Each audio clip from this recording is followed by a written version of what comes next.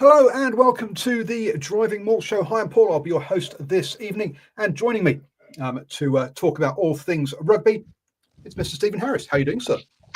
Good evening, Paul, and obviously to the people tuning in. Good evening to everyone. Once again, always a privilege and a pleasure to be on your show. And yes, you can join us every Monday at 8 p.m. Well, as long as we think things are going well.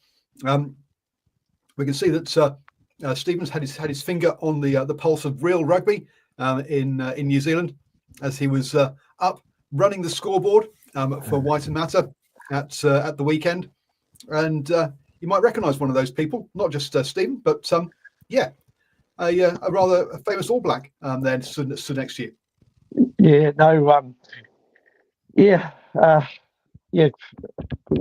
Very privileged enough to have played with Michael back in the early '80s before he became super famous and dragged out of the under 21 grade we were running around with him, and of course Rod Gabb, who's also in the picture as well. He got the job of actually putting the scores up, but we had to go and support him because the visitors scored the first try and he put the score the wrong way around. So we thought we'd better head up to the scoreboard just to help him out. So Michael was the assistant to Rod, and I was the assistant to Michael. So he had two assistants up there, but we learnt a valuable lesson. If you're going to put the scores up, make sure you don't block the scoreboard. Well, there is that one as well. Yes, so there's a crowd of you there now. Well, obviously you're showing off the visitors' score, but not the home score at the moment. By the looks of that. Well, it was a great afternoon for the club, but unfortunate result at the end. Ironically, the previous week before, Waitemata playing at home had beaten Eden. That's old Amon. That's Amon Hallisey's club as well, friend of the show. 36-10, and of course Saturday gone, Waitemata precedingly lost by the same score, 36-10. Go figure. Clearly numbers that the club like. Apparently there is going to be a Pacific Nations Cup match in Rotorua on September the 6th between Fiji and Samoa. Obviously the Rotorua stadium must have been renovated because it was, if you remember from last year, all of the NPC games were held in Tauranga, not in Rotorua, for Bay of Plenty, because of renovations to the pitch from memory. Interesting one. That one, I'll be honest, I'm not a fan. I think these games should be in Fiji or Samoa, or wherever. That's how those unions can build up the sort of commercial around tickets and memberships and all that kind of stuff. But hey, if it's in Rotorua, that means a few fans here in New Zealand will be able to get to see it for that one. Let's touch on a few pieces of news then. Look, Les Kiss is going to be the next Wallabies head coach, just not as quickly as some of us thought. We mentioned a few weeks back as being a rumour, but apparently now it has been announced that he will start, but he won't start until his contract with the Reds which finishes next year. So Joe Schmidt has agreed to stay on for another 8 months, and will basically cover the squad all the way through until until next year. So interesting one that the Reds have obviously dug their heels in, said no, we're not going to give them away for free. You've got to give us money. And the Australian Rugby's gone, well, we don't have any money. So you know what we'll do is we'll let his contract run out then, and then rather than paying for him twice, which is just, I guess it just shows you how crazy rugby is really. Yeah, very, very odd. Why not just Joe Schmidt see his time out until the end of the year and just make an announcement at the end of the season? Yeah, it's a little bit weird, but listen, it's a good transition period. Also for Les Kiss, I would imagine during this time or after his Queensland Reds duties, he'll probably be a little bit of a fly on the wall, shall we say, alongside Joe Schmidt. Yeah, I expect him to go to be helping out with the Rugby Championship, probably the Lion, maybe even with the Lions tour as well, before heading back to Reds to do his Probably won't go on the spring tour or the November tour because he'll be kind of pre-seasoning then for the Reds. But I wouldn't be surprised if he was involved in the Rugby Championship games at the very least on that one. Injury news going both ways for a few players. Unfortunately, Brett Cameron is apparently back and is going to be playing club rugby for the next 2 weekends. So we might see him back with the Hurricanes this season in what was supposed to be a season-ending injury. Great to see that he's back. Let's just hope he's not being rushed back and gets injured. On much sadder note, King Naholo looks like he's had another knee injury, and so let's just hope that doesn't prove to be too bad. Look, I've seen him in a moon boot a few times now. Maybe actually moon boots for ankles, aren't they, rather than knees? But anyway, really would real shame to see him. He's finally had a period of where he's not been injured, and we've seen what kind of play he can produce. So, real shame for Keenan Aholo. But some definite thoughts out with Cameron Suafar for the Blues with a recurrence of his cancer, and he'd had surgery last week, and obviously clearly that he's taking time away from rugby because of that. So look, we hope him the absolute best with that. I hope the cancer goes back into remission. And hopefully we'll see him back on the rugby pitch at some point, either socially or professionally. But definite thoughts with Cameron Safar. That definitely kind of reminds you kind of the relevance of rugby. Look, it is a sport for fun and for entertainment. It's not life or death. There are much more important things in this world. Moving on then to off the field matters. New Zealand Rugby have managed to replace Ineos as their shorts sponsor. Ineos being the first ever short sponsor for the All Blacks. Look, it's not that long ago since the All Blacks didn't have a sponsor on their main jersey. I think they've only had two sort of front of jersey sponsors in AIA and now Altrad. Altrad, is that right? Yeah. Yes. Altrad. Yeah. But Toyota are going to be replacing Ineos on the shorts, a much more sensible sponsorship and one that you can actually understand. There, look, Ford for many years has been the sponsor of the All Blacks, but I think that finished last year when they all had to give back their Ford cars, and so I guess all the players will be getting new Toyotas now instead. So see all those Toyota Land Cruisers and Toyota Hiluxes arriving soon. Well, hopefully for Toyota, that'll increase their saleship in New Zealand, should I say, or increase the amount of the turnover that they have for Toyota. I know it's quite a popular car in New Zealand, so it's probably not such a bad thing. Yep, no, they make good utes. That's at the end of the day. They're one of the two types of utes you get. The other one being Ford, obviously. Actually, no, the other one being used to be the that one that's disappeared now. That's what I've got. I've got one outside. Gives it an H. Hyundai? No. Holden? No. Holden. There we go. Yeah, it used to be Holden. There we go. Holden. That's gone now. Not so good news for New Zealand Rugby though is that apparently there again on Thursday they'll be announcing their third loss in 3 years. As in the amount of money that they make. Apparently, this one now is due to one-off costs. It seems to be due to one-off costs every year. These one-off costs keep happening. Oh, dearie me. So yes, and apparently the collective bargaining employee agreement with the players is coming up for renewal again. That seems to come every year, but I'm sure it's not. It just seems 2 seconds since that last happened. So yes, and obviously, and there's been another report because you know what, rugby just loves reports on how we should improve the game because that's what we need. Is another report on how to improve the game. This one is the Men's Pathways and Competitions report by independent consultant James Morrison. I think you're going to find that New Zealand Rugby are not very happy with this one, because it comes back saying the NPC is really important. You have to keep it. Which New Zealand Rugby have been trying to kill for the past decade. And that more, just as significantly, that young players at development pathways should be through provinces, not through Super Rugby teams, which has been what New Zealand Rugby have been trying to change for the past 5 years. So, interesting annual general meeting coming up, Stephen.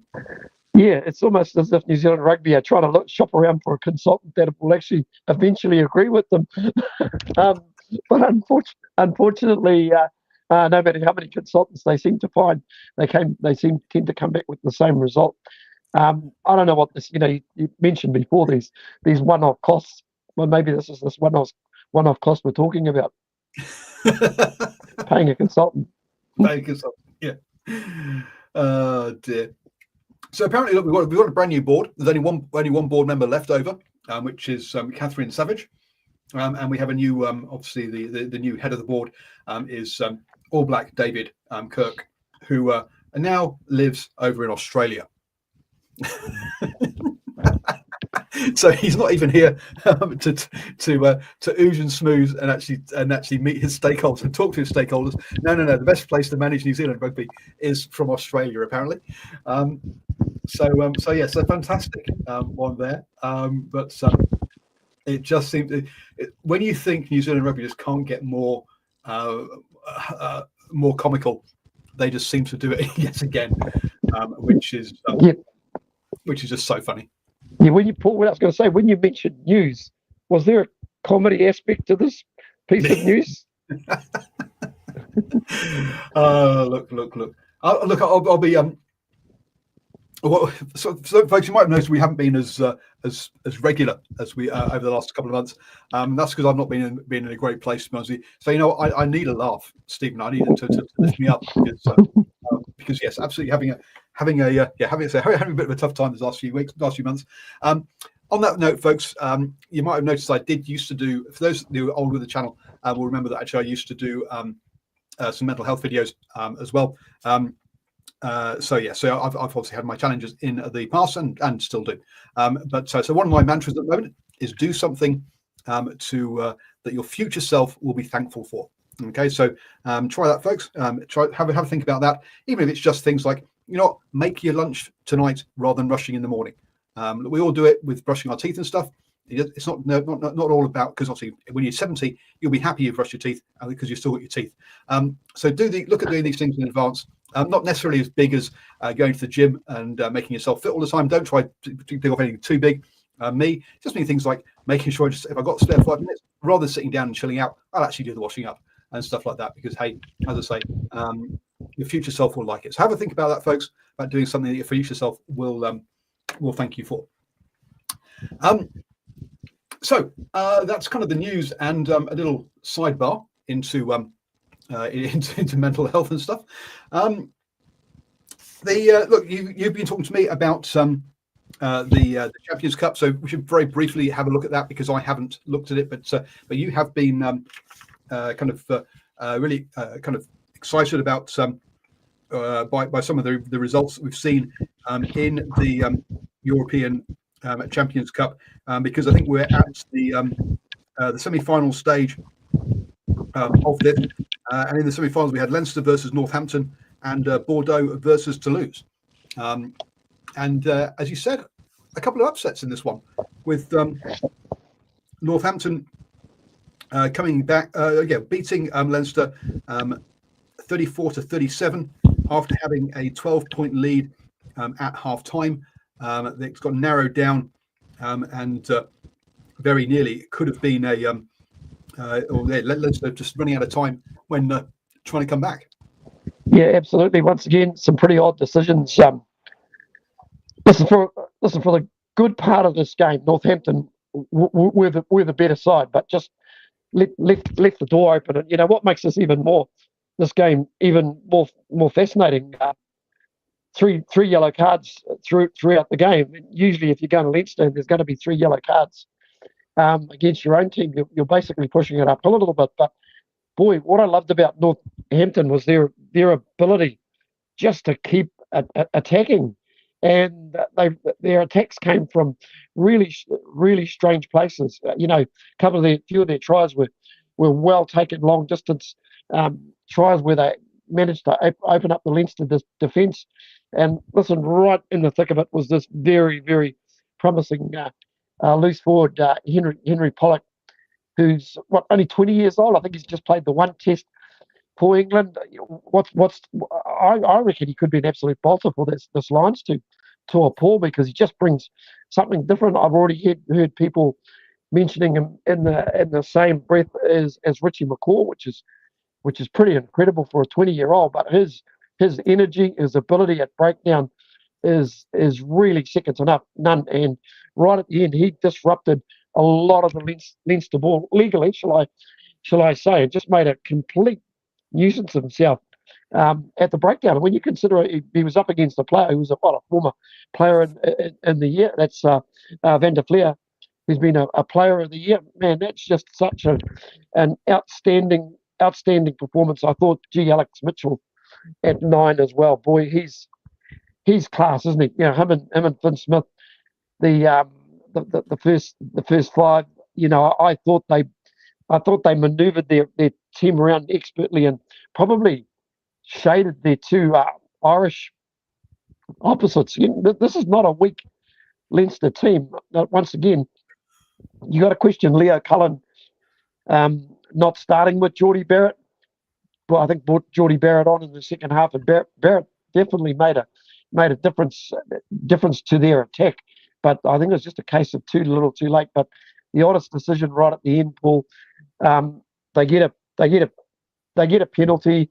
There's another yellow card, and they kick for the corner, and they turned down a very kickable penalty, which would have levelled the scores, and of course, good chance it would have gone to extra time. But given that the visitors Northampton were a player down, Paul, I think it's something we've been watching in Super Rugby all year, and we keep scratching our heads. You talked about being a comedy show.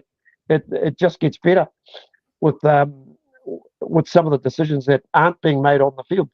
So listen, big ups to Northampton. What's been 25 years or something like that since they've been in the final, but that is a real big win. There's a little bit of talk as well about the crowd. Wasn't a sellout, Paul. 40 odd thousand in the ground, and you could just see some of the top tier. There were a lot of seats missing. There was talk about how the match was promoted, of course, last year when these same two teams, now stand to be corrected, met last year as well in the champions quarterfinal, but they met at Croke Park, and there was 80,000 at Croke Park, and the tickets were a lot cheaper in the previous season. So as I basically look, there you go. They played Leinster at Croke Park in the 2024 season. There was 80,000 people there. A lot of talk about the price of tickets. So, boy, it just shows you it's even starting to maybe bite in the Northern Hemisphere, Paul. Oh, look, and it has done in Ireland for a few. This was held in Aviva Stadium. Now there's probably about 5 or 6 Aviva stadiums around the world. So the old Lansdowne Road. And look, when it got redeveloped, the Irish Rugby Union, I think, took on a bunch of debt. So yes, the cost of tickets there are not cheap for that one. Obviously, this is not Leinster's normal ground, so they normally play in a much smaller ground than that one. So yes, but so interesting that this one was at the Aviva Stadium, and yeah, shame they couldn't fill it. But still much bigger than their home ground, so still they sold a lot more than they would have done if they played at home. So great victory for Northampton. I mean, you look at that bench: Kelleher, Porter, Braid, Baird, Conan, McGrath, Bry, Geordie Barrett. Yeah, I mean, those are all internationals on the bench. they're not being on there because they're injured. It's because they've got other internationals like Sheenan, Furlong, Healy, etc. Are on the pitch. So you say not a side that lacked quality for by any stretch of the imagination in that one. So cracking result by Northampton. In the other game, then it was Bordeaux versus Toulouse. Toulouse without Anton Dupont. So Jalabert versus Ntamak. is a way of looking at this one. Bordeaux, again, they got the home they were playing at home in this one. So obviously the higher seeded team got a lead of 18-11 at half time, and then pushed that out and never looked back really in the second half to win that one 35 to 18. So cracking result for Bordeaux as well in that one. So yeah, it'll be interesting to see. So the final, which is so Northampton versus Bordeaux on May the 25th, over in Cardiff at the Principality Stadium. So neutral venue there for the final with that one. So cracking. That should be a cracking game over there. Yeah, I just sort of looking at it, looks like Bordeaux scored. Looks like either 4 or 5 tries. I see former Chiefs player Ben Tamiafuna came on with a little bit of a cameo at the end, managed to pick up a plum as well. And I see BL Biari also picked up a couple of tries, and so did remember Australian former Brumbies loose forward Pete Samu picked up an early try, but that was a little bit of it. Even though the likes of DuPont isn't there, that was a bit of a surprise result, because if you actually sort of turn it around, it was the number 1 and 2 teams in the French top 14. Of course, Toulouse leading that top 14, and Bordeaux right beside them. So you probably got to say Bordeaux in the box seat, shall we say? Although they're going to still have to play very well to get past what will be a very, very confident Northampton team, Paul. Yep. On in that one. So moving on then to the Super Rugby from the weekend. And first up, the Blues, very much on a lifeline here, up against the Force, who have spent most of the season in that top 6, in that finals position. For this one, at Eden Park, obviously. First off, Retina got a try, and then Carl Forbes. So the Blues went out, and Carl Forbes went over without even being touched. It was a lovely move by the set move by the Blues for that one to lead 12-0.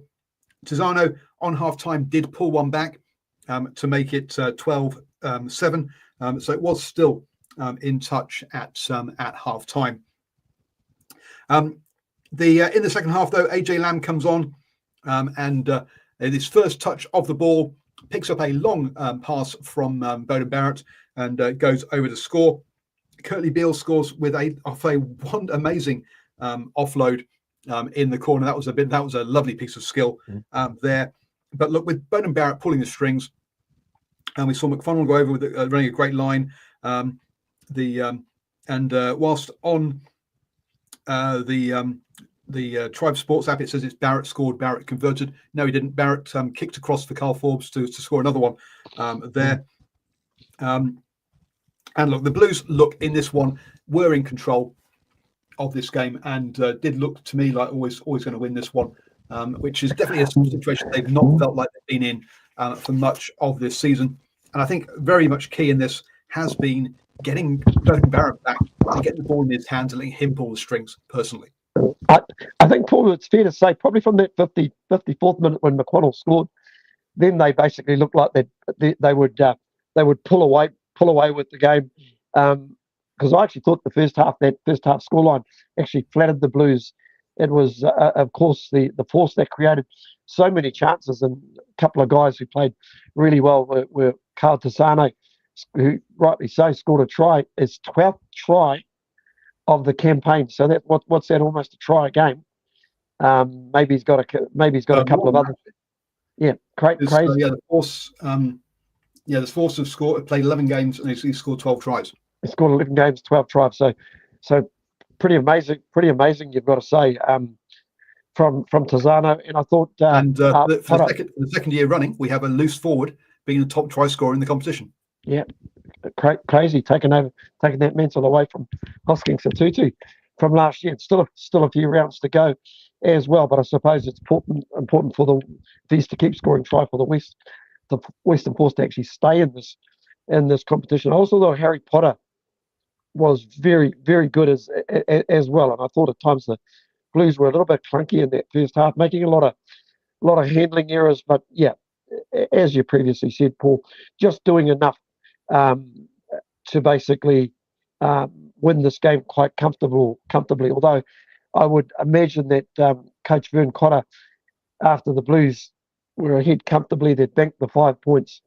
I'm not exactly too sure what they were trying to achieve right at the end after the hooter had gone, because they just needed to kick it out, and almost opened up an opportunity for the Western Force. Absolutely comical.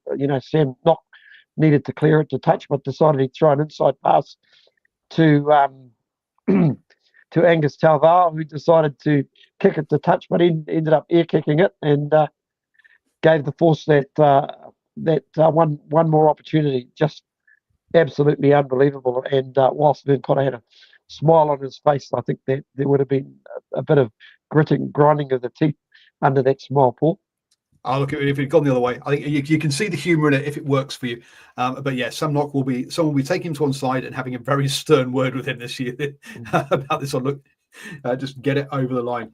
Look, I mean, the Force 18 turnovers in this game compared to 8 by the Blues. Yes, they had a lot more ball. Yes, had a lot more attack. But this Blues side has previously built itself on defence. Defensively, it is a very strong team still, and that's. Yes, you look at the 40-point scoreline, but you're probably better off looking at the your defensive stats, where the Blues made 191 tackles compared to 101 by the Force, and yet the Blues missed 24 tackles compared to 26. So the Force missed more tackles, having done nearly half the amount of tackles. So yeah, great defense by the Blues that won this one, rather than necessarily looking at the scoreline. I think it was lots of wonderful play. Heading over then to so that's the only game on Friday night, because we don't like to have consistency in when our games are. The Drua hosted the Queensland Reds on Saturday with this one. Look, the Drua scored first and got 3 tries in that first half. Unfortunately, they also allowed the Reds to get 3 tries in there, off perhaps what you might call a kind of Fijian Drua style play, with you kind of breaking and getting the offload off and scoring. But the difference was the Drua could not hit any of their conversions over, whereas the Reds could, which meant the Reds got that 15-19 lead at half time. 3 missed conversions that first half, really letting the Blues off the hook, really. Come the second half though, and the Drua come out with all guns blazing, getting a couple of tries. It did help with forwards powering over and keeping it close to the sticks at this point, allowing the conversions to be knocked over. And you think, look, at 29-19, things are looking good for the Drua. Only for the Reds, to come back.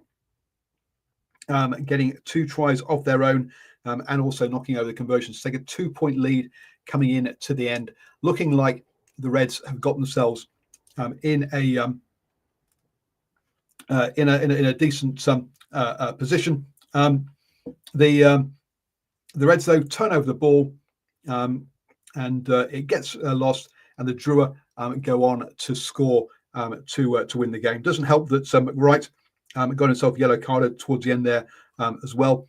But a 3-point win there for the Drua, with that very late try from a turnover ball as well. So great win for the Drua, much needed for them this season, let's be honest, but not convincing at home. You have to take your mute off first, mate.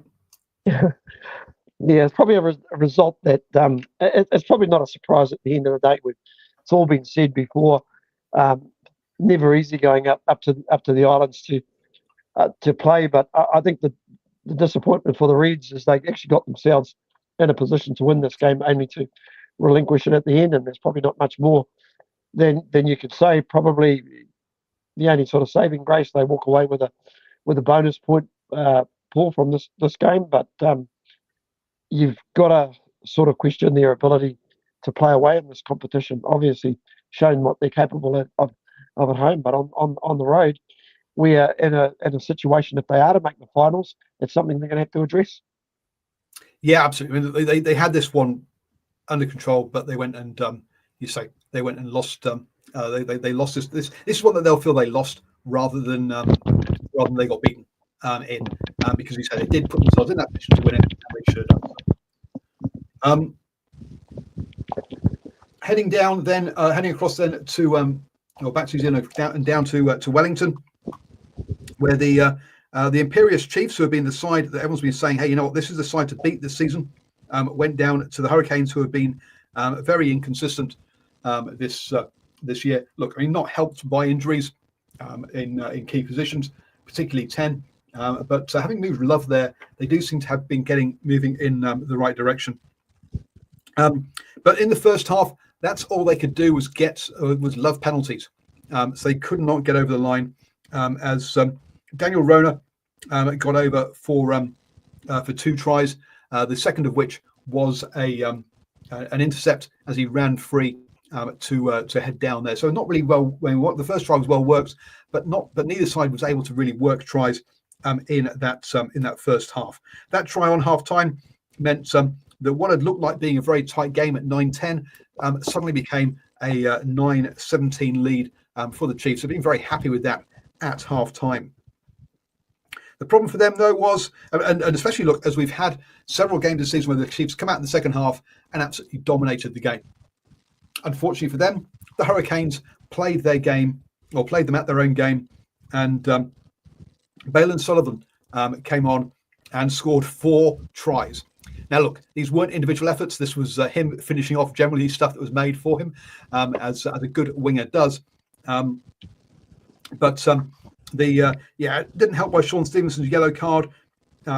Whilst the Hurricanes couldn't take lots of advantage from it, that 50-22 that led to one of those tries was directly because there's lots of space in that backfield that they could kick into.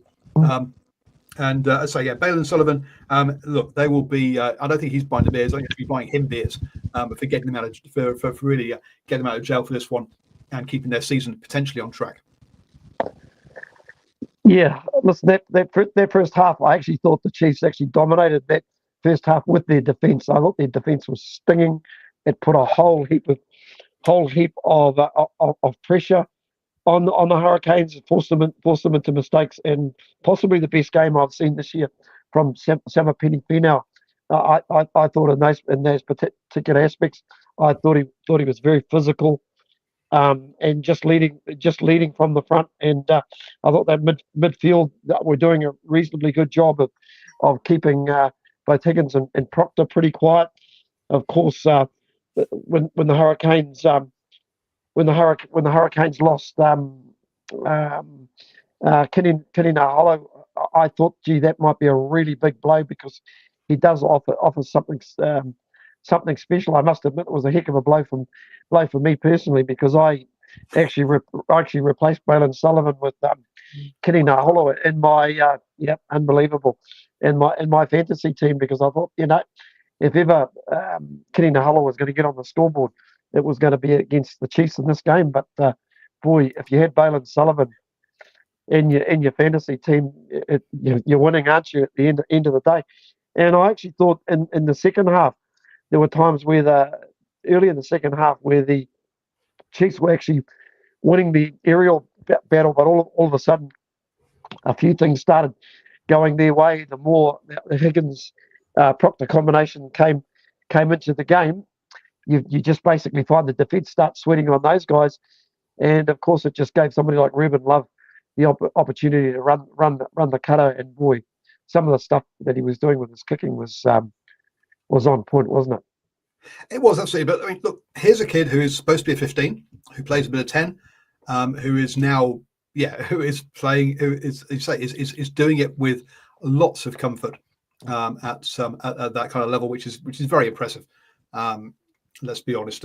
They are, look, they're down to kind of like third choice or fourth choice, kind of number 10 at the moment. They say getting a makeshift 10 in there. So the Hurricanes doing it very well. Look, a combined 41 turnovers, so a turnover every 2 minutes, is not the kind of rugby we expect to be watching in New Zealand. So well done to the Hurricanes for surviving that first half, and then finishing off. But that is a lot of turnovers in a game, as neither side really could control the ball. Interestingly enough, Paul, it's the style of game that actually suits both of these teams, doesn't it? You know, if you're playing the Chiefs, you turn the ball over, they sting you. Hurricanes very much the same. It's just that the Hurricanes were just probably that little bit more clinical. The card to Sean Stevenson certainly didn't help the Chiefs in the second half. But boy, there was some really good performance. I thought Peter Lakai, in fact, that loose forward trio, Yosei Lakai and Kurifi probably outplayed their opposites in the long run. And of course, Ruben Love, very, very, very good. And that midfield pairing gets better and better.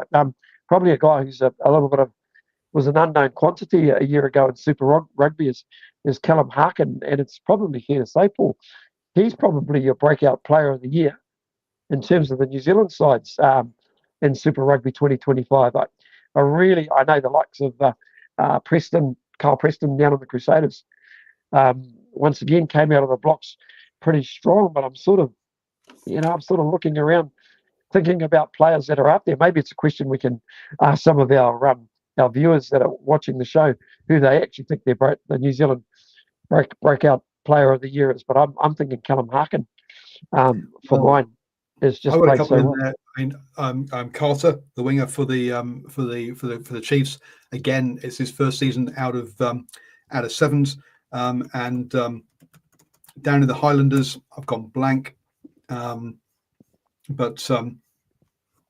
Again, winger down there. Tangitau is also Tangitau. Yep. So, back three players. Definitely, there's some standout back three players this year who are putting their hands up. But those are the three guys. As you say, in the live chat, do let us know, or in the comments on YouTube or Facebook, let us know your thoughts as to breakout player of the season. But that definitely puts a dent in the Chiefs. Lucky for them, the Crusaders had a bye this week, so the Crusaders couldn't go past them. But that does mean that the Crusaders do have a game in hand now, and can go past the Chiefs at the top of the table. But we'll be talking about looking forwards in a second about the sort of fixtures coming up. But the big Aussie derby to finish off Saturday with the Brumbies hosting the Waratahs. I'll be honest, I thought this game was going to be a lot closer than this. But the Brumbies really did show their ability here. Look, Tool's first try, some lovely shapes being shown by the Brumbies, pulling the ball out the back twice to give him space out wide to go over untouched and to score. So some really good play there as in attacking structure. Boy, when you get that move right, Paul, it's probably the easiest way to score. We saw a couple of other teams do this move really well, and it's really important that you actually hold that midfield in, and even if the first five is basically wrapping, and your wingers, your defensive wingers pulled in, they practically just walk the try in. Although you sort of think back to the previous game where Love decided just to kick it, was just as easier to kick it across. But in all honesty, with a little bit of activation, they could have taken the safe option and kicked it. But if your activation is on point, wow, can't go wrong. Jake Gordon got yellow carded. I didn't see that, but the Ikitau got the second try. Now, is it me, or is Ikitau now a pick and go merchant? I think that's his second try this year, and a second try from being a pick and go. He doesn't seem to be sort of getting running tries anymore for Ikitau. And you look there, you're thinking, okay, 12-0, Brumby with a player off the pitch. the Brumbies got this one under control, only for them, for Gleeson to put his big arm out and to get the most unlikely of interceptions and to run it in for a try. That happened so quickly. To the point where what on earth happened there? And boy, that was some great ball control. So the man must have big mitts. Oh yes, absolutely. I mean, I didn't see how that was coming. And then whilst we've been talking about Cyril Leahy being this high ball expert and lots of and let's put the ball up and for him to go and catch it. The Waratahs use him on a crash ball, and boy, he shows that he's a big boy as well, running it in and goes over for a try. And for a game that was that you thought, look, the Brumbies are nicely in control of this. Suddenly it's 12-all, and the Waratahs have got themselves back into it. Pollard, though, look, I those people who say that. And we'll be getting on to the Moana game next, Gold Blood Rugby. But those people who say that the Brumbies are this kick to the corner, line out maul merchants, really haven't been watching them for the past 3 years. They're not that anymore. Yes, they can do it, but that's not their DNA. That's not their main thing. But even so, Pollard did go over for a line out maul try to give them a lead of 19-12 at half time. It seemed like being a nice close game. Yes. And then the Waratahs didn't come out in the second half. Or the Brumbies went to work. I'll let you decide which one it was. Alan Atoa bashed over for another try. Look, he's good for your fantasy points as well. There's a prop that scores tries. He's scoring a few this year. So he powered over for one. Pollard then also powered over before the Waratahs really had to chance their arm, because now look, it's 33-12. They've got to go for everything, and that meant loose rugby and a sevens player like Toole, who's got amazing pace, and that's a recipe for disaster. He picked up a loose ball and just ran it straight back after what was a bit of ping pong. It was all over the place. He picks up the loose one, and at 40 to 12. You could have stopped this game before the hour mark, because you know what, this game was over. Sure, Kellaway picks up a late try, but it was all way too little, way too late for the Waratahs. And yeah, the Brumbies put in a great come out the sheds at half time and really put this one to bed, to put themselves in a real good position. Oh, absolutely. And, we've always known the Brumbies as a team that can be quite dour at times, especially going through the forwards, but. You kind of look at some of the guys that have scored most of their tries.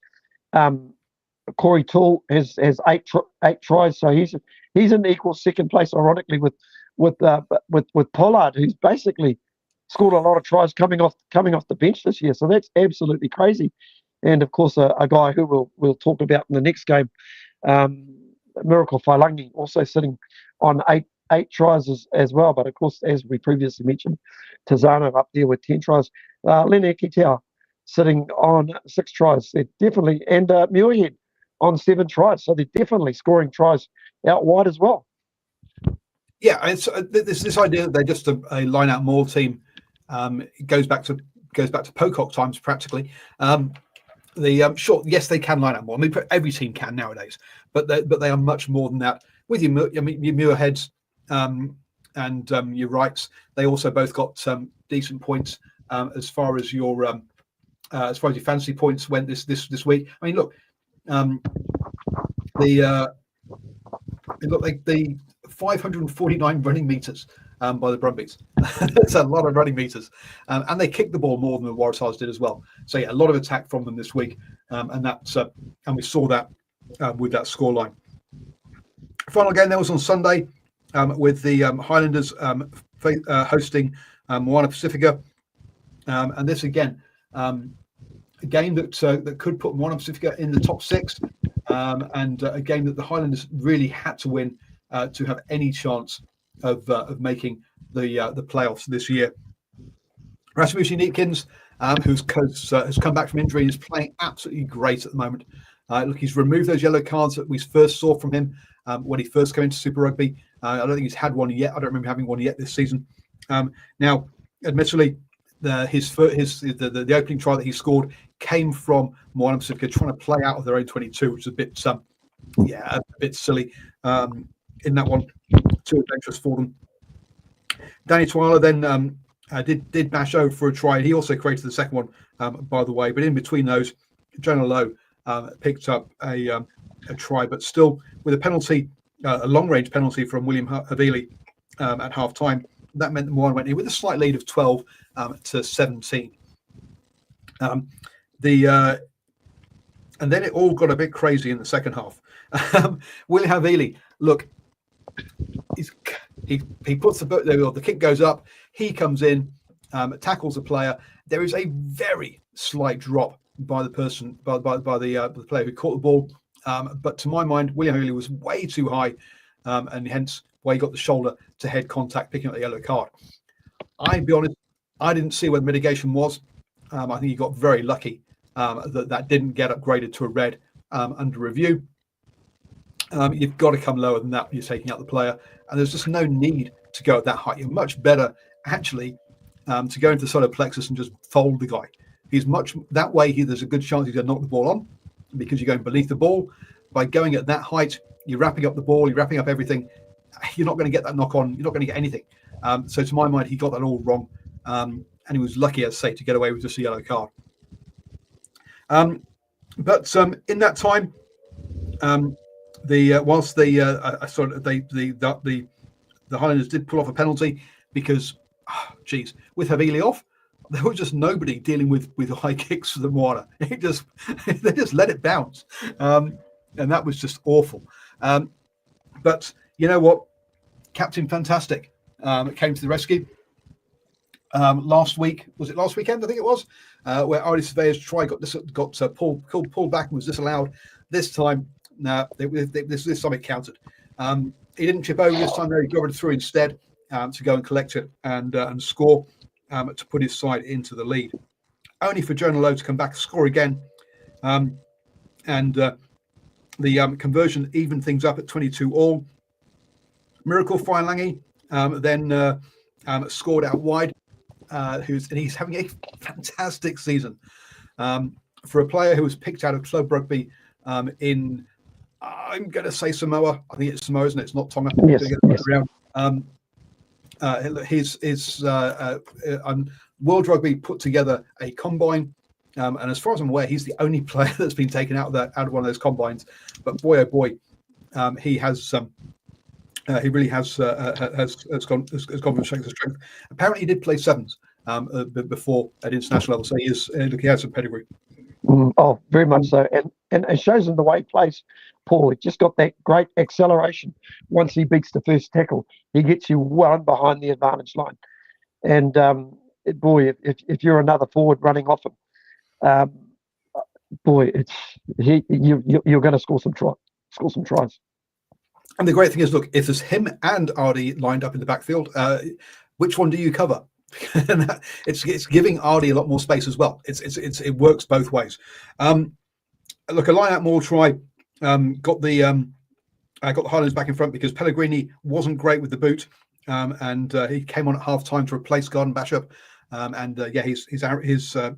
his radar wasn't quite working, and that gave a 2-point lead for the Highlanders heading into the closeout of this game. They've got the ball in their own 22. Let's make a nice safe exit, pass the ball back, and no, because in comes perhaps the shortest player on the pitch. The Moana's scrum half replacement who's come on, charges down the kick, and then touches down in the corner. Boy, oh boy, we talked about the Reds not being able to close out games or close out a game, but the Highlanders also in this one. Sorry, but look, as good as Moana have been, the Highlanders should have closed this one out. Having that, okay, it's not a great lead. It's a small lead, but to give up a charge down try on 75 minutes, that's just unforgivable. That's a coach killer, I'm afraid. But so yeah, I think that's the first Moana Pacifica win away from home in New Zealand. Yeah. I don't think so. I think they may have beaten the Crusaders in one of the earlier rounds as well. So they've actually beaten both South Island sides away this year. Have Moana. So yep, they have. So they picked up that famous win probably round. That's right. Yep, you're quite right. They did. Yep. Yeah, earlier in the season. 29-45.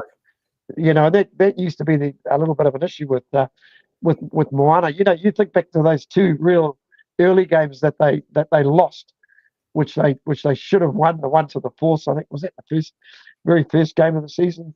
There might have been a previous game against the Highlanders where they were a tad unlucky. Listen, Paul, they could they're up by 1 point to the Force in the opening round, and then by 2 points to the Highlanders in round 3. Yeah, so two very close games. Exactly. They could very easily, if I'm looking at the table, they could very easily be sitting in fourth place clear at this stage, probably just needing a win to qualify. Listen to us once again, some good performances, and once again, you're right, Artie.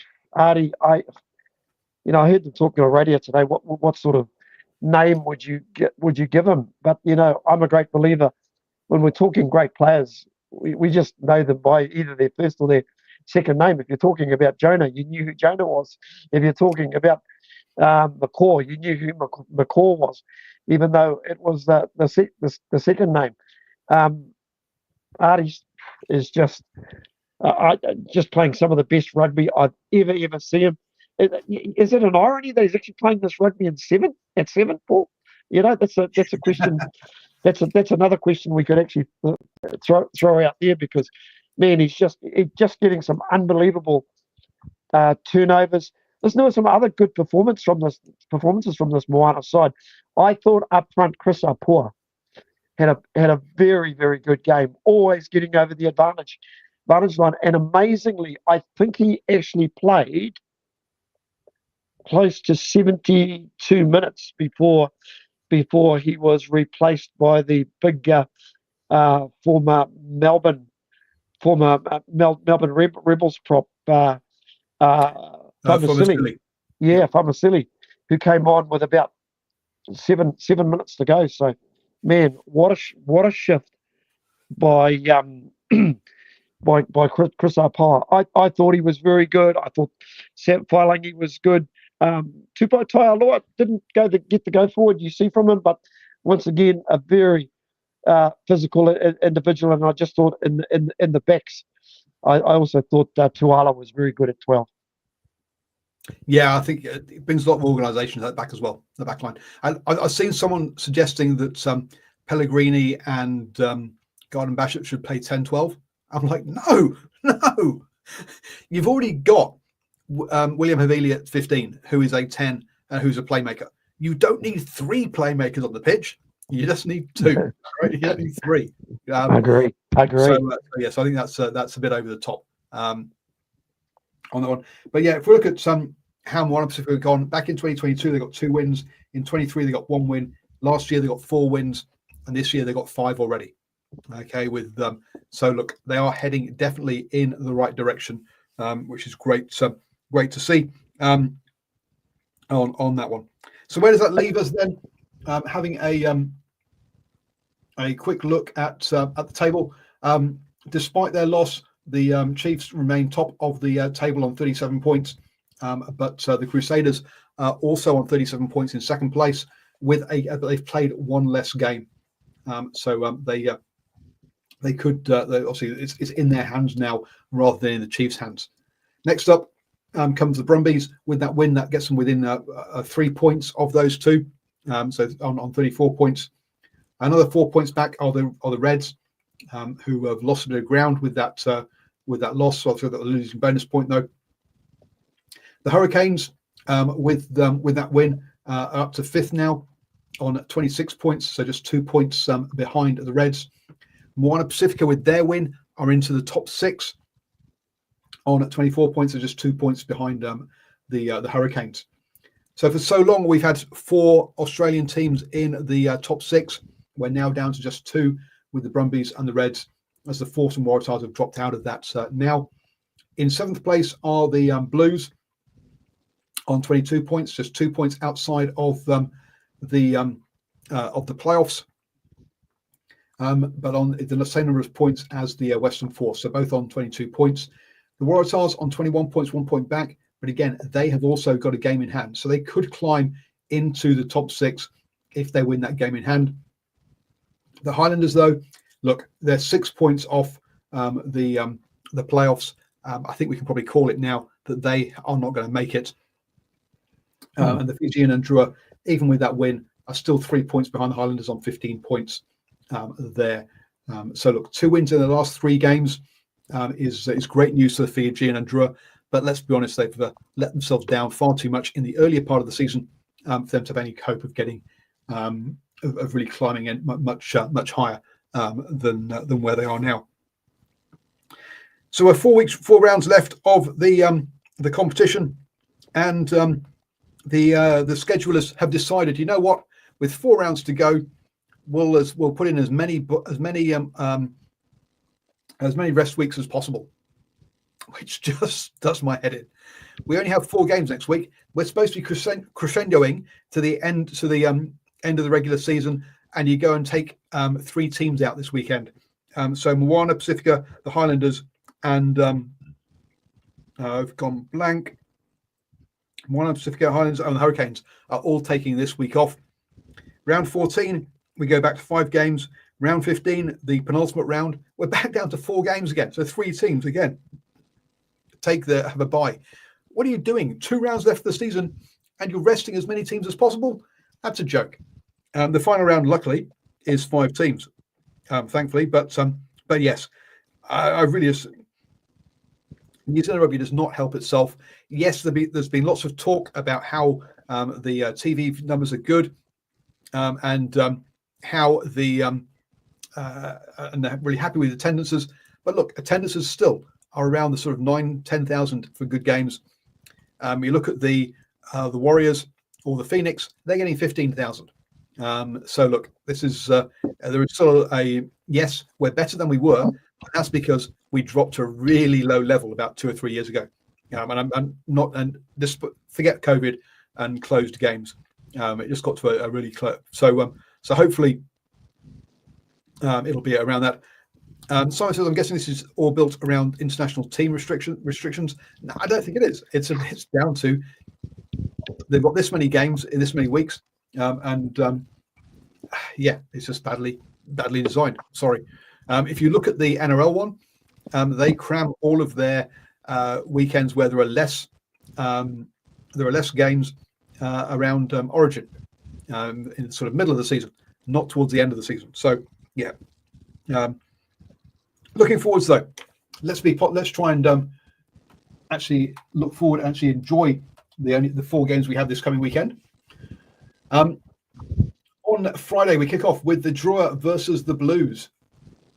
That is our 7 p.m. game in Suva, and you got to say, off the back of that win, look, the Blues going to one of those heavy favourites. Yeah, they do. I think the Blues will also be pretty pleased that this is an evening game, so won't be as warm, so that the heat shouldn't be an issue. But boy, Fiji and Drew, they grow legs and arms and all sorts.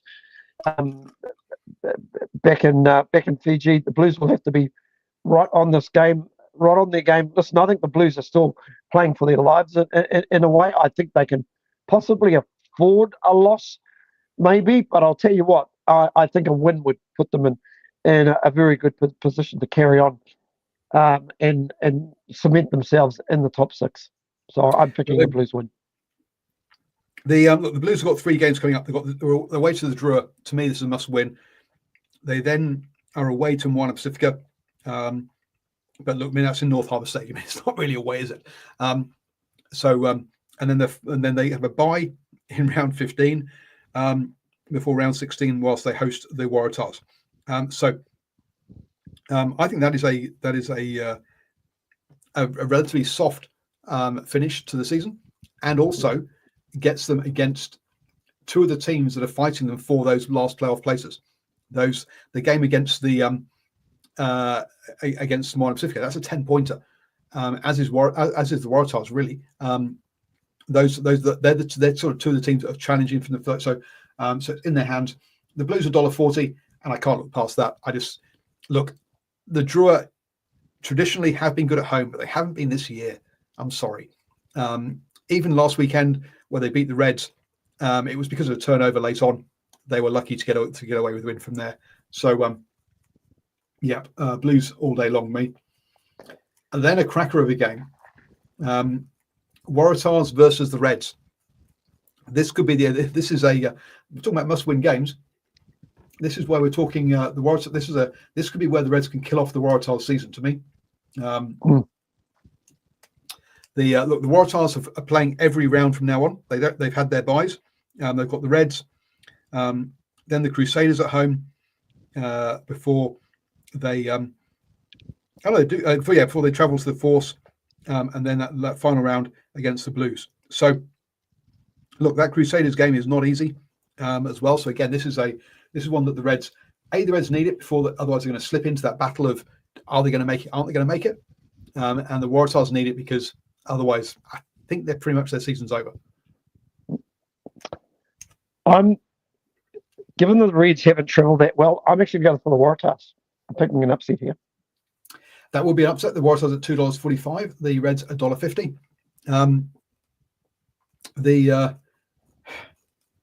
I think it's closer than that. I think it's closer to a coin flip because I've not been that convinced by the Reds, as you say, especially on the road for that one. So, I see where you're coming from with the Waratahs getting that one. Yeah, Reds have just been so inconsistent on the road, Paul. As much as I would like to back them, I actually think there's a really good opportunity if you want to make a couple of bucks at $2.45. Remember, folks, always gamble responsibly. Don't place anything you cannot afford to lose. Next up, the Crusaders hosting the Chiefs. Now, the Chiefs coming off the back of two losses. Two losses in the last 4 games. Sorry, they lost to the Waratahs. They beat then the Highlanders, the Force, and then lost to the Hurricanes. The Crusaders on a run of 4 wins coming into this. The TAB's finding this one hard to pick. They got $1.77 of the Crusaders, $1.97 for the Chiefs. They got it very tight there.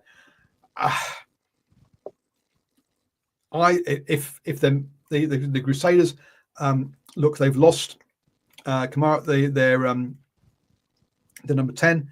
Kamara, is it? I think I've gone blank. But if the Chiefs don't have Dave McKenzie back, I think the Crusaders are taking this. Yeah, I'd have to agree with you. Going to be a big challenge for Rivers Reihana, which would probably be his biggest ever game at first 5. But when you've got James O'Connor as backup, it's a pretty handy player to have. The Crusaders will be well rested after their bye this weekend, and boy, they'll want a little bit of revenge from earlier in the year as well. And they know that a win over the Chiefs will break whoever wins this game, Paul, is pretty much in the box seat. The Crusaders still have a game in hand, so they're the ones with the most room to. So a quick look at the injury list from round 12 and see what it says about the Chiefs. For Dave McKenzie, hand returning soon. So I think if we'll have to see whether he returns or not. So the Crusaders, I think, can afford to lose this one, but the Chiefs definitely cannot. Obviously, they wouldn't like to lose this one, but a losing bonus point for the Crusaders isn't the end of the world. A loss for the Chiefs, I think, is, relatively speaking. But I think it comes down to, if they've got Dave McKenzie, I'm going Chiefs. If they haven't, then I'm going Crusaders. Final game on Saturday, and for the round, is the Force hosting the Brumbies. $2.45 for the Force, $1.50 for the Brumbies. When you consider from memory, didn't the Force beat the Brumbies in Canberra early in the season? They did, 42-45. To me, that is very long odds for the Force at home over there. I think there's definitely some value in the Force at $2.45. Yeah, I'd have to agree with you again. these Aussie derbies have been just as brutal as some of the Kiwi ones, and there'll be a lot of good matchups. This is also a big game for the Brumbies because it's important that they basically stay in, not relinquish that third place, and stay in third place to actually get themselves a home. I don't know how it works out. What you'd call it? It's called a quarterfinal because that's the first round. Yeah. Yeah, first round. So it's important, mate. Once again, I thought the Force played pretty well against the Blues in the first half, and they're pretty well coached side. The Brumbies on the road sometimes, man. I'm very, very tempted to go for the Force, but I'm going to go for the Brumbies in a close one. Yeah, well, I'm for the I'm with the Force in this one.